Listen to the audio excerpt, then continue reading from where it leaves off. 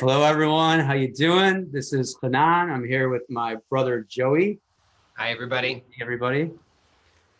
So today, first of all, if you haven't met us before, we are both in your life really for the same reason you would even be hearing us. And that's oneness. That's really to recognize that something deep within us pulls us for liberation, for freedom, to really finally to be able to live an awake life. And what we call an awake life really is to be able to come out of the mind, the survival animal, the struggle and the suffering of life, right? The next evolution of who you are, to really have a transformation, to live from being. Like, it can't be that oneness only exists sometimes when you have an orgasm, when you're in nature, when you have an experience that then fades away. If oneness is real, it's got to be everywhere, because it is. So there's no reason that you can't be trained out of your mind. And that's exactly what Joey and I do. We help train people out of their mind so they can awaken and live an awake life. And from there, live into the greatest expression of who they are, living, imagine living from being instead of living from suffering, from living from struggle. Yeah. And by the way, I really want to emphasize how important this is, because if you are somebody who has maybe even grown a little bit cynical, or maybe you feel you have doubt that it's even possible, that maybe you think, oh, that's just something of myth and legend, or maybe I just had these temporary experiences that came and went, but it's not possible for me to actually live from that. Absolutely, that's not true. We're telling you it's a fact. You can live from the truth of who you are. I mean, it's obvious, right? You can live from the truth of who you are, but most of us have overlooked that because the world is giving us a different message. The world is giving us a message of separation. It's telling us that we're separate things that can be destroyed, and we have to fight and struggle just to get our peace and hold on to it. And then we're all walking around feeling kind of anxious and stressed and worried and fearful all the time. And we wonder, is there something more? Is this all that there is? We're just here to struggle and suffer and feel like we're separate victims. And no, we're here actually to live the truth of who we are, to live from that clarity, that peace, and that freedom, so that we can, every one of us wakes up wanting world peace. And we actually now have the possibility of realizing that, manifesting that. When we all take responsibility for our own awakening, we're awakening the world. And that's what we're here. And we're going to talk today about what? Forgiveness, right? Yeah, we're going to take a look at forgiveness. We think we put forgiveness, atonement, and oneness. Yeah. Right. So we started talking about oneness right now, but let's really look at this on this show, calling this Accessing Oneness with us. But on the show, we're going to take a look at spiritual ideas, realizations, and things that seem to actually been in the way now, but were once medicine, kind of become poison because we have a misunderstanding of the clarity of what they really are, because they worked once and they don't work anymore. So we're really going to open up the myths and the misunderstandings about a lot of these things. So today we're going to look at forgiveness. How many of you out there have a problem forgiving yourself? Forgiving something you've done in the past, wrong or bad? Or forgiving yourself about how your life is now? How many of you out there blame yourself that like life's against you and it's your fault? And then how many of you out there have an issue forgiving others in your life? Someone who's done something in your life to you and you just can't forgive them. So often we're told that forgiveness is offering something to this other person. It comes off in a way that I'll forgive you, right? Like it's like a control thing in a way, if you look at it like that. It's kind of from the ego, right? Forgiveness is beautiful because we release, right?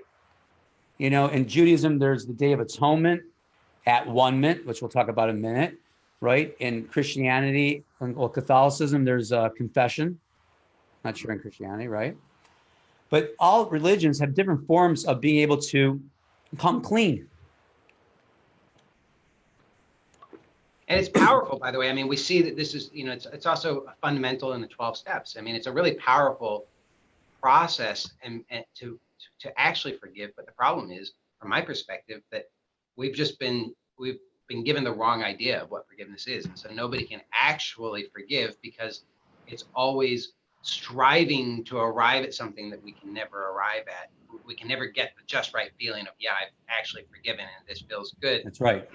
So we get the basic idea of like forgiveness, right? Joey is like this kind of this way of release, and literally saying, I don't blame you anymore, right? Or I have now forgiven something you have done. Yeah. Right. And that's, there's a beautiful release in that, but often it comes from this place, like you're saying, of I'll forgive you. Mm-hmm. Or why didn't they forgive me? As if like somebody else has to give you the license in order to come to some kind of completion. The Yeah. real release and completion is recognizing who you really are and who someone else really is. Right? And that's what at-one-ment is, atonement. To come to atonement is to come at the one. Mm-hmm. To come to at the one is to recognize the truth of who somebody else is at their core, no matter how horrible what they did is. And this is hard to hear because there might be things in your life you haven't been able to forgive because they were so horrific. So this doesn't say it wasn't horrific.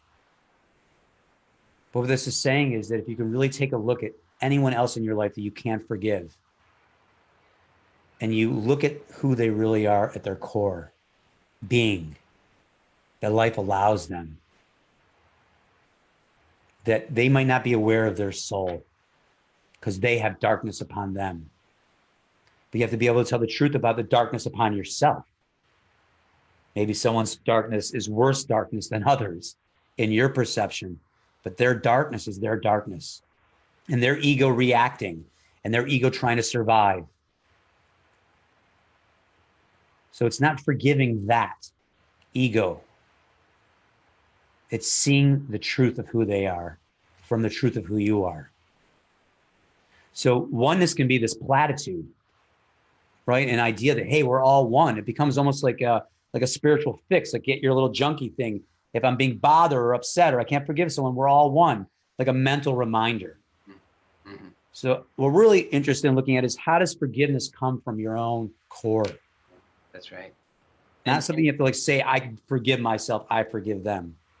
That's great because that's the old way that I think most of us have learned is we kind of do it with the mind, like, okay, here's the reasons I should forgive and here's how I'm going to forgive, and then it becomes a struggle. It's like, yeah, but I don't really, they did wrong to me, I can't forgive. That usually is how it gets, we get caught up in that, or I can't forgive myself because I'm so terrible, I did all these terrible things, I'm no good.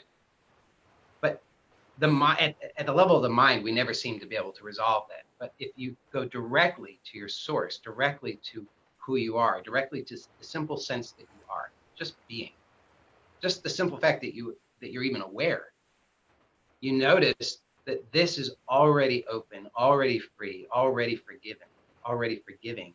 There's nothing here that needs to be done, that you need to do anything with. There's nothing that needs to be pushed away, nothing that needs to be fixed, nothing that needs to be understood. It's actually just received effortlessly. And if you notice, this is actually your direct experience all the time, is that everything is coming and being received fully. And it's only if you go to the mind that then forgiveness becomes something that you have to do. But actually, Yes. nature is already forgiving. That's your actual true nature. It's totally effortless. And when you learn how to access that in any moment, then you learn how it is that you can access forgiveness, true forgiveness, and oneness anywhere, anytime, which is awesome, right? Because that's true freedom and that's true love. And I want to tell you this because this makes a huge difference. I mean, this has made a huge difference in my life because it allows me to have close, intimate relationships with everyone without having all the baggage of all the stuff that I think needs to be different. It actually allows me to connect with my wife, with my kids, with my in-laws, with my neighbors, my friends. Even if we're having conflict, even if there's challenge, it actually allows me to meet people as they are, which is the truth of who I am. And from there, amazing things can blossom. I mean, it's like all the stuff that used to take so many weeks and months and all this bullshit that would build up and conflict and like resentment, it can just like that. Where did it go? It vanishes into oneness because it's fully received. So beautiful, and it's so true. If you, it ignites you if you really just take in, like, really just kind of the transmission, the energy of what Joey just shared with you. Even deeper than the words. And then the word so clearly of what's available when you recognize that you can access yourself.